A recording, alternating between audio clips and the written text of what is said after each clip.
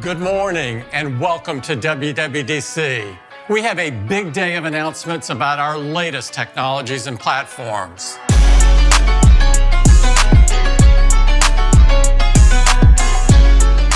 Yo guys and welcome to the video.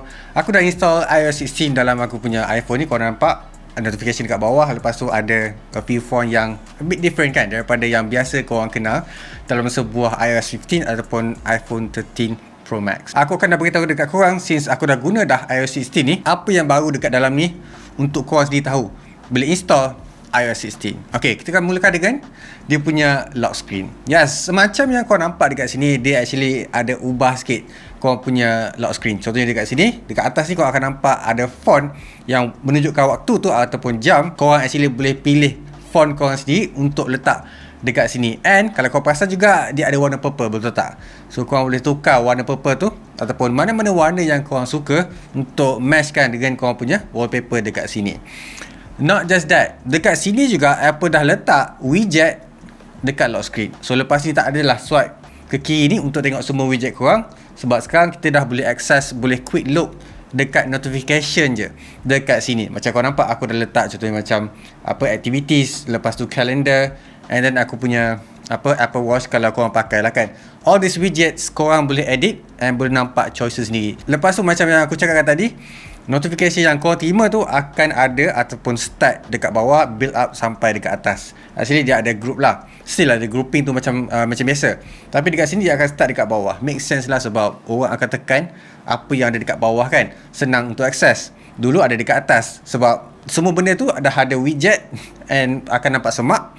Make sense dia letak kat bawah. Not just that, iOS 16 actually dah support album dekat dia punya lock screen. So kalau main lagu ke dekat Spotify, dia akan tunjuk album dekat sini. Tapi aku tak rasa ada untuk Spotify, dia ada untuk Apple Music tu. So dekat Spotify dekat sini dia tak tunjuk album. So aku harap Apple boleh letak album dekat Spotify juga in the future. Still cakap pasal notification lagi, kalau korang kenal focus mode, yes, focus mode yang silent, do not disturb tu, actually dia dah optimize kan ataupun dia dah ubah sikit untuk add dekat korang punya lock screen. So dekat sini korang boleh tekan dekat focus ni and ubah apa benda yang korang nak dekat lock screen tu. So dekat sini kalau aku set do not disturb, so bila aku activate lock screen macam ni, dia akan activatekan do not disturb. So orang tak boleh nak message aku, tak akan keluar notification, tak boleh nak call and everything. So dia akan automatically silent phone ni. So kalau korang nak tukar contohnya, just tekan lama-lama, pergi balik mode yang asal, tukar je lock screen macam biasa. Aku rasa benda ni macam lagi aku ingat instead of pergi dekat focus mode tu. And aku boleh nampak lah yang jenama lain akan cuba ikut apa yang Apple buat. Tapi tak apa, copy the good stuff kan. Next one is iMessages. Basically Apple dah bagi a lot of choices untuk edit korang punya text. Contohnya korang dah hantar message tu dekat kawan korang, lepas tu nak tukar ataupun tersalah maksud, mungkin ada tertypo ke autocorrect ke kan. So nak tukar balik dalam message tu, dekat sini Apple bagi choices tu untuk edit. Cumanya aku tak tahu ataupun aku tak nampak yang Apple bagi choice untuk tengok apa yang kawan korang tu ataupun aku ni tukar dalam messages tu. So it's a bit controversial. Not just that, korang boleh actually undo, tarik balik message yang korang hantar tu daripada hantar dekat kawan korang. Contohnya macam terhantar gambar ke, terhantar message yang maybe orang akan terasa ke. Benda ni actually korang boleh tarik balik and unsend messages tu. Okay, so aku nampak lah dia macam tiru a bit of a WhatsApp, tapi WhatsApp tak ada macam edit text tu. So dekat sini iMessages je yang ada. Benda yang aku rasa macam menyusahkan sikit dulu adalah voice detection. Contohnya macam aku nak cakap apa-apa kan, lepas tu ada tersalah ke apa ke, nak letak emoji ke, agak susah kan. Tapi kali ni Apple dah buat detection yang baru, which is korang boleh actually tukar ayat tu ataupun tak perlu nak tekan delete dekat keyboard tu untuk bagi tahu benda baru ataupun nak tukar ayat. Dekat sini Apple dah ubah sikit yang mana korang boleh actually tekan je ayat tu and sebut je apa yang korang nak gantikan. Benda yang aku suka juga bila korang boleh actually sebut je simbol yang korang nak letak je, macam exclamation point, titik ke noktah kan. And then kalau nak letak emoji pula, je sebut je smiley face, frown, crying, emoji, semua benda tu akan ditranslatekan kepada emoji. Benda tu sangat menyenangkan kalau guna fully dictation action je. Contohnya dekat sini aku buat dictation, hey, jom pergi makan, tanda soal, lepas tu smile emoji. Dia akan dapat ikut apa yang aku nak untuk type dalam message tu. Seterusnya, live text for video. Basically, korang tengok video, lepas tu pause and tekan ayat apa dalam video tu untuk translate ataupun nak tukar currency yang ada dekat situ untuk cari information kan. Benda ni actually sesuai sangat-sangat untuk orang yang memang tengok video untuk baca teks ataupun nak copy teks. Sesuai sangat-sangat, tak perlu nak screenshot dulu. So dekat sini dia boleh macam drag je apa yang ada dalam video untuk copy the things lah kan. Apple actually ada tunjuk untuk buat coding and everything, tapi aku tak rasa semua orang akan utilize that thing ataupun buat benda yang sama. So aku assume macam orang buat translation dari segi harga je lah, lebih kurang macam tu. Tapi setakat ni Apple kata dia hanya support dekat Vimeo je. YouTube belum lagi, Netflix belum lagi, Disney Plus belum lagi kot. Lepas tu korang tahu kan yang Apple actually ada AI untuk detect binatang apa, orang ke apa kan. Sebenarnya benda tu ada dekat korang punya telefon untuk transfer gambar dalam iMessages. Contohnya dekat sini kalau ada gambar tu, korang tekan subjek tu, dia akan detect sama ada orang ke ataupun binatang ke ataupun haiwan peliharaan, boleh kata macam tu. And aku dah guna feature ni, boleh kata it gets the job done. Cumanya aku tak ada choices untuk edit je crop mana yang aku nak, ataupun mungkin dia ada silap ke apa ke. And boleh nampak lah dia apply that smoothness dekat edges tu. At least it works kan. Bukan macam kita nak perfect sangat. Alright, sekarang kita cakap pasal maps pula. Korang tahu kan, Apple dah letak 3D mapping dekat dia punya bandar dekat US. So sekarang ni basically Apple dah tambah lagi 3D map tu dekat bandar-bandar lain. Contohnya macam Palestine, New Zealand and France lah basically kan. So ada lagi banyak bandar, contohnya macam Monaco ke, dia dah support 3D mapping dekat sini. Bestnya dekat sini actually dia tambah routing ataupun sokongan dekat satu feature lagi yang aku akan bagi tahu, dan dia akan start bagi tahu berapa tambang untuk pergi pakai public transport untuk pergi dekat tempat yang korang nak pergi tu. And obviously dia akan support Apple Pay. Kalau baki korang low ke, dia akan bagi tahu dekat dalam map tu bila korang guna untuk buat routing. Lepas tu iCloud Share Photo Library. Basically korang boleh share semua gambar yang korang nak share dekat ahli keluarga, 5 antaranya. So dekat sini dia akan bagi pilihan untuk by date. So contohnya macam korang tengah keluar masa tu, pada masa yang sama mestilah nak share dekat semua orang kan. And malas nak select satu-satu. Apple actually boleh automatically share dekat semua orang yang ada nama dalam 5 orang tu ataupun family tu. And then korang boleh sortkan by muka. Kalau Apple detect muka orang tu ada, so dia akan sharekan dengan orang ataupun muka orang tu. Lebih kurang macam tu lah. Tapi benda yang a bit advance dekat sini is korang boleh directly share. So bila tangkap gambar je, dia akan straight upload dekat iCloud untuk share dekat semua orang. Benda ni agak bahaya.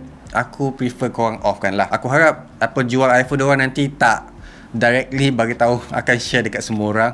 Hopefully not lah kan, sebab benda tu sebagai option je. Alright, next one is safety check. Apa kata benda ni sesuai untuk orang yang dalam abusive punya relationship and nak lari, nak selamatkan diri contohnya. So dia akan revoke semua, contohnya macam location ke, app ke, account ke, untuk orang tu selamat daripada orang yang abuse.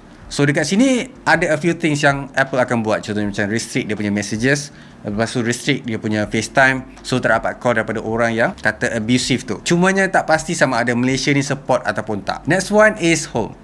Siapa ada banyak IoT dekat rumah and tak boleh nak sync dekat satu device, contohnya macam Apple Home ataupun HomeKit. So aku ni sebagai pengguna yang ada Xiaomi, ada Google punya IoT kan, akan like berterabur ataupun pening mana nak set up, mana nak jadi main. Buat Google ada yang tak boleh nak access, buat Apple ada yang tak boleh nak access. So dekat sini Apple dah open dekat dia punya HomeKit tu dekat semua orang. Contohnya macam Samsung ada Smart Things, lepas tu Google pula, lepas tu contohnya macam Xiaomi belum ada lagi, tapi adalah aku nampak TP-Link untuk dia punya access benda lain lah kan. So dekat sini Apple start buka perkenalkan Matter untuk synchronize ataupun add up dekat dalam Home app diorang ni. So benda ni sangat menyenangkan aku and happy gila bila nampak Apple open to this ecosystem dia sendiri. So biasanya akan shutdown kan, kali ni dia dah start buka hati dah untuk terima orang lain. Bagus Apple. Next one, Apple bagi sneak peek pasal dia punya Apple CarPlay. Benda ni bukan like officially dah ada tau, belum lagi dekat iOS 15. Apple perkenalkan Apple CarPlay yang agak unik, dan Apple kata Dekat US, 79% orang beli kereta nak ada Apple CarPlay dekat dalam dia punya kereta. So kalau tak support, dia orang takkan beli. So aku nak tanya korang lah, kalau kereta korang tu tak ada Apple CarPlay, still akan consider beli ke? Cuba komen dekat bawah. Cumanya dekat sini aku nak ketengahkan cara Apple promote dia punya Apple CarPlay, and dia punya UI, dia punya user experience dah a bit different, lagi broader daripada apa yang kita kenal Apple CarPlay basically. Biasanya untuk tunjukkan peta je, lepas tu untuk My Music kan. Kali ni Apple dah extend that thing untuk pergi dekat dia punya digital cluster pula. Apa maksud digital cluster? Digital cluster ni actually korang boleh tengok tachometer, berapa miles korang pergi, berapa kelajuan korang pergi, and maybe 0 to 60 second kot. Aku harap Apple letak juga benda tu, and it's really inviting lah kalau ada features macam tu letak dekat dia punya Apple CarPlay. Lepas tu korang boleh custom sendiri untuk letak apa dekat korang punya digital cluster tu. And not just that, aku perasan juga Apple dah start masuk dalam dia punya infotainment. Maksudnya dekat sini, dia boleh access seat korang ataupun heated seat tu. Jangan terkejut kalau Apple dapat access contohnya macam seat korang ni untuk pergi depan belakang, buka tingkap. Tak mustahil sebab semua kereta sekarang ke arah tekan dekat screen je instead of ada button kan. So dekat sini, it's really promising and probably a hint to what we call Apple CarPlay. Apa Apple CarPlay? Apple Car lah maksudnya, okay? Kereta Apple sendiri. Dan aku boleh nampak lah yang animation yang Apple tunjuk dekat dalam screen tu sangat-sangat lawa, and aku prefer that kind of look instead of pakai digital ataupun analog punya cluster je, kan? So this is the future yang kita akan lihat dalam masa a few years akan datang. Cumanya dekat sini aku tak tahu sama ada korang actually perlukan iPhone untuk activate the Apple CarPlay ataupun dah built in dah, boleh pilih dah. Okay, aku nak pandu kereta ni pakai UI apa? UI daripada Apple CarPlay ataupun UI daripada sistem kereta tu sendiri. Contoh macam Ford, Honda, Mercedes, macam tu. Sebab dia orang pun actually dah ada dia punya sistem untuk display all the things yang control dalam kereta tu. Alright, aku rasa tu je apa yang aku boleh kongsikan dekat korang, sebab ada a few things yang aku tak cakap, contohnya macam wallet, family sharing, lepas tu Apple Pay Later. Benda tu aku rasa macam tak penting pun untuk korang tahu kan. Apa yang korang perlu tahu juga adalah dia punya support untuk iOS 16. Sekarang ni kita dah tak ada a few devices tak support iOS 16. That is iPhone 7 kalau korang kenal, 7 Plus. Lepas tu iPhone SE First Edition ataupun iPhone SE 2016. Lepas tu yang terakhir adalah iPod Touch, the last of its kind. Fazli, ada benda yang kau kecewa tak dalam iOS 16 kali ni? Sebenarnya ada a few things yang I would like to address. Apa yang aku kecewa? That is, dia tak ada always on display dekat iPhone 13 Pro ni. Ya, aku faham dah banyak rumours cakap, oi, AOD akan ada dekat iPhone iOS 16 kali ni. Tak, probably dia akan buat skrin baru untuk benda tu. Kita tengok lagi, ataupun kita akan tengok dekat masa akan datang. Kemudian aku tak rasa banyak update sangat pasal iOS 16 ni. Probably kita akan tunggu dekat iPhone 14. Lepas tu update untuk Siri pula, macam tak ada update. Sendu siut Siri punya assistant ni. Alright guys, macam biasa aku nak tahu apa pendapat korang juga dengan iOS 16. Bagi tahu aku dekat bawah. Macam biasa guys, leave a like, subscribe. So keep smiling, and I'll see you guys on my next video. Bye.